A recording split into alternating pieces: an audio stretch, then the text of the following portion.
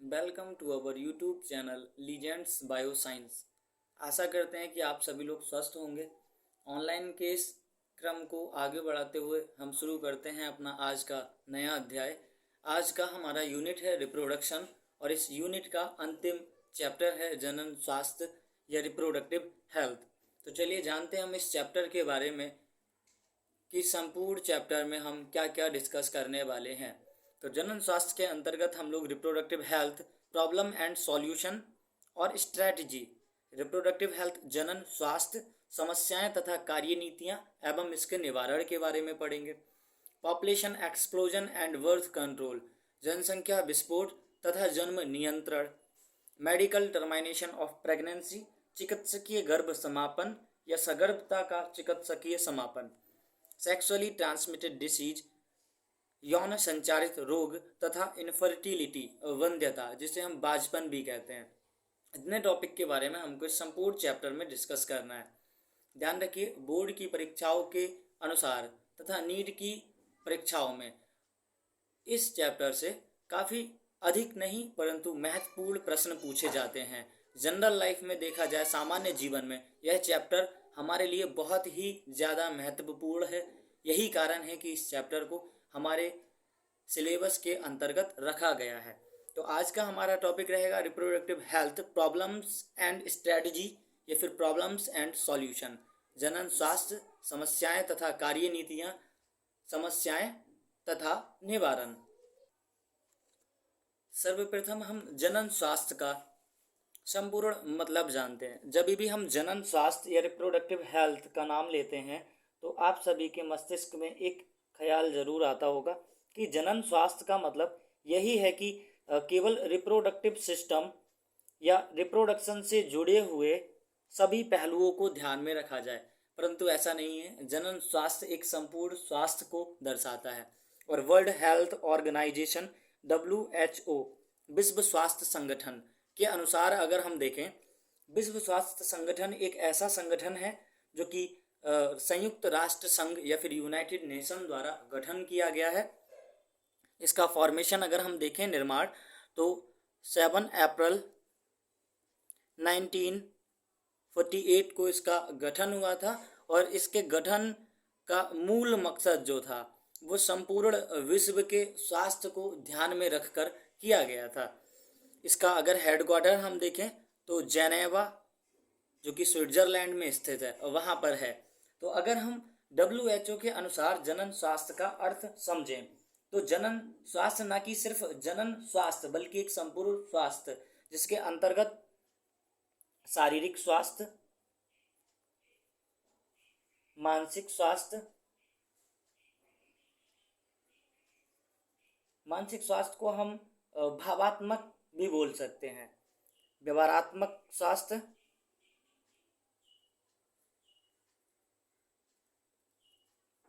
तथा सामाजिक स्वास्थ्य। अर्थात हम किस समाज को कह सकते हैं कि वह एकदम स्वस्थ है या उस समाज का जनन स्वास्थ्य एकदम ठीक है। शारीरिक मतलब फिजिकल हेल्थ, मानसिक मतलब इमोशनल हेल्थ जिसको हम भावात्मक भी बोल सकते हैं, व्यवहारात्मक यानी कि बिहेवियरल, हमारे व्यवहार में जो दिखता है, तथा सामाजिक एवं सोशल। तो जिस समाज की यह चारों हेल्थ या चारों स्वास्थ्य फिट होते हैं हम उसको स्वस्थ समाज के रूप में गठित करते हैं या फिर मानते हैं। यह WHO के अनुसार है। तो प्रतियोगिता के अंतर्गत यह प्रश्न पूछा जा सकता है कि WHO के अनुसार जनन स्वास्थ्य की परिभाषा या फिर इसका अर्थ क्या है। तो यह 4 बातें ध्यान रखना है। और 7 अप्रैल 1948 इसका गठन या फिर निर्माण हुआ था WHO का, विश्व स्वास्थ्य संगठन का। हेडक्वार्टर इसका जेनेवा स्विट्जरलैंड में स्थित है। इन 4 स्वास्थ्य पर जो भी समाज खरा उतरता है उसको हम एक स्वस्थ समाज के रूप में मानते हैं। अगर हम देखें कि इनके अनुसार सभी देशों द्वारा दी गई गाइडलाइन या फिर इनके द्वारा दी गई सभी देशों को गाइडलाइन, तो सर्वप्रथम जनन स्वास्थ्य को लेकर जो गाइडलाइन दी गई थी वह पूरे विश्व में अप्लाई करने वाला, लागू करने वाला भारत ही एकमात्र ऐसा देश था जिसने 1951 में अपने समाज के जनन स्वास्थ्य को लेकर विभिन्न कार्यक्रम चलाए। उन कार्यक्रम में अगर हम माने तो सर्वप्रथम जो कार्य योजना या कार्यक्रम की शुरुआत हुई थी वह 1951 में परिवार नियोजन के नाम से हुई थी। परिवार नियोजन, जिसको हम लोग फैमिली प्लानिंग के नाम से भी जानते हैं। फैमिली प्लानिंग को आगे चलकर हम लोगों ने परिवार कल्याण के नाम से जाना। परिवार कल्याण, या फिर हम इसको बोल सकते हैं फैमिली वेलफेयर। समय बीतने के साथ साथ सरकार ने क्या किया कि इसके अंतर्गत और भी जनन स्वास्थ्य तथा परिवार नियोजन एवं बाल स्वास्थ्य सेवा कार्यक्रम को अप्लाई कर दिया। तो वर्तमान में अगर हम देखें तो यह कार्यक्रम जो पहले परिवार नियोजन के नाम से चल रहे थे, बाद में परिवार कल्याण के नाम से चल रहे थे, तथा विभिन्न कार्य क्षेत्र इसमें और जोड़ने के बाद इसको हम लोग परिवार नियोजन एवं बाल स्वास्थ्य कार्यक्रम या फिर बाल स्वास्थ्य सेवा कार्यक्रम, जिसको हम reproductive and child health care, फिर शॉर्ट में बात करें तो RCH के नाम से जानते हैं। तो वर्तमान में यह सभी कार्यक्रम RCH के अंतर्गत होल्ड किए जाते हैं, फिर RCH के नाम से हम इसको जानते हैं। यह संपूर्ण सेवा कार्यक्रम जो है वो होम मिनिस्ट्री के द्वारा चलाए जाते हैं, अर्थात गृह मंत्रालय के द्वारा चलाए जाते हैं। अगर हम बात करें कि RCH के अंतर्गत कौन कौन से ऐसे कार्य हैं जिनको सम्मिलित किया गया है, या फिर यह RCH कार्यक्रम जो हैं इनका कार्य क्या है, यह किस प्रकार से समाज के अंदर जनन स्वास्थ्य को लेकर जागरूकता पैदा करते हैं, या फिर किस प्रकार से जनन स्वास्थ्य का निवारण करते हैं, या फिर उसको स्वस्थ रखने में अपनी भूमिका निभाते हैं। तो इनका कार्य सर्वप्रथम जनन संबंधी सभी पहलुओं पर कार्य करना। हम देख सकते हैं यहाँ पर इनके उद्देश्य जो है वो निम्नलिखित हैं।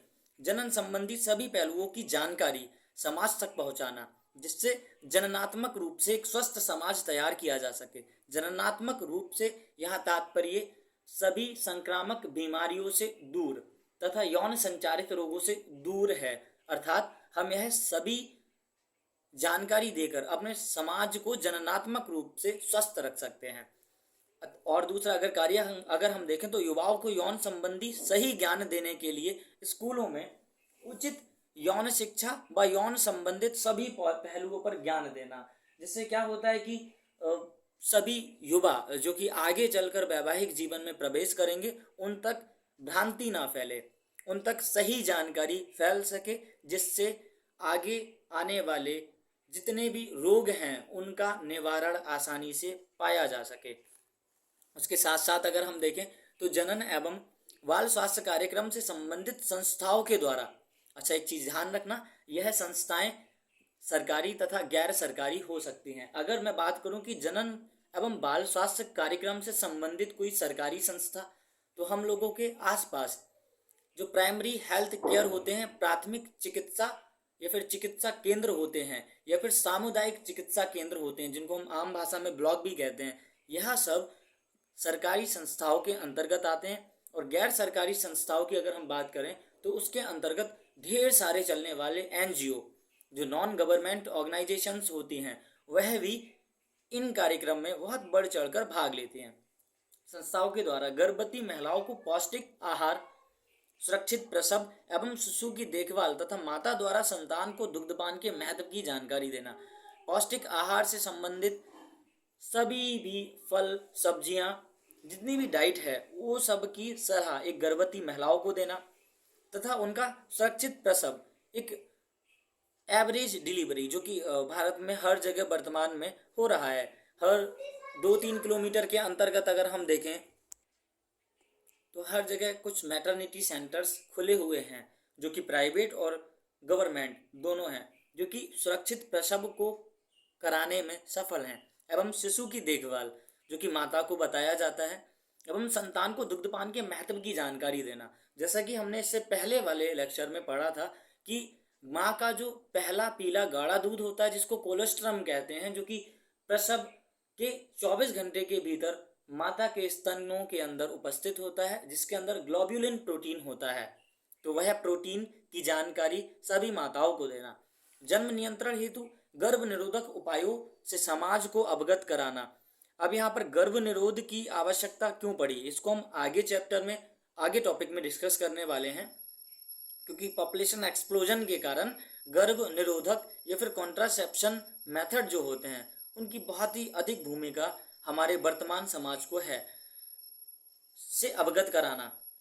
इस कार्यक्रम में स्वस्थ एवं सफल समाज बनाने के लिए नियंत्रित जनन का मतलब बर्थ कंट्रोल से है कि एक सीमा के अंतर्गत ही शिशुओं को जन्म दिया जाए।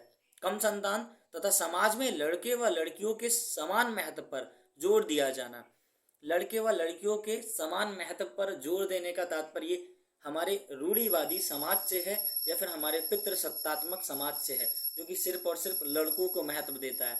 तो हमने जाना आज कि यह कार्यनीतियां जो भारत सरकार और संपूर्ण विश्व या फिर विश्व स्वास्थ्य संगठन के अनुसार चलाई जा रही हैं, वह हमारे भारत के अंदर सर्वप्रथम 1951 में अप्लाई हुई थी। और भारत ही एकमात्र ऐसा देश था जिसने जनन स्वास्थ्य को एक संपूर्ण लक्ष्य के रूप में सुनिश्चित करने का पहला कदम उठाया था। तो आशा करता हूँ आज का यह लेक्चर आप सभी लोगों को पसंद आया होगा। अगर आप सभी को यह पसंद आया है तो कमेंट बॉक्स में अपनी अपनी प्रतिक्रिया जरूर दें। इस वीडियो को देखने के लिए आप सभी का बहुत बहुत धन्यवाद। मिलते हैं एक नई ऊर्जा, नई आशा और नए टॉपिक के साथ। धन्यवाद।